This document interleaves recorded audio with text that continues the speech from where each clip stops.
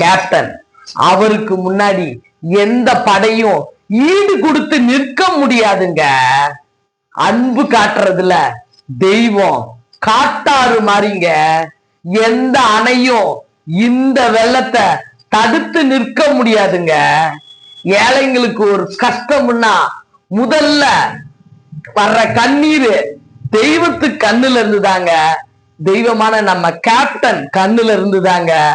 அந்த அளவுக்கு இந்த தமிழக மக்களை அப்படி மனுஷன் அன்ப அள்ளி அள்ளி போட்டு வைத்த நிரப்பி நிரப்பி போட்டு கேப்டன் இன்னைக்கு பிரபாகரனா வந்து 34 வருஷத்துக்கு அப்புறம் 10 நாள்ல 12 கோடிங்க கலெக்ஷன் ஆயிருக்குதுன்னா ஒரு மனிதன் எப்படி வாழ்ந்தான், என்ன அதிசயம் பாருங்க.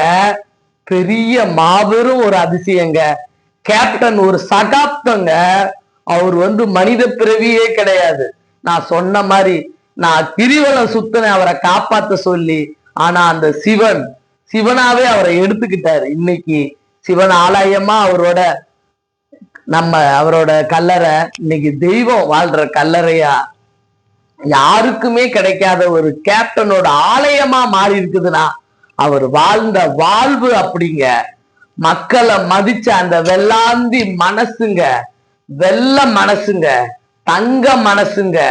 கண்டிப்பா என்னோட கேப்டன் மிகப்பெரிய ஒரு சகாப்தம்.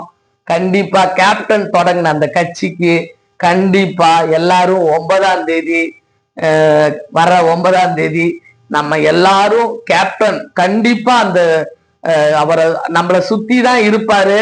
எல்லாரும் வாங்க. கேப்டனை நம்ம என்னைக்குமே நம்ம கண்ணு போல பார்த்துக்கணும்.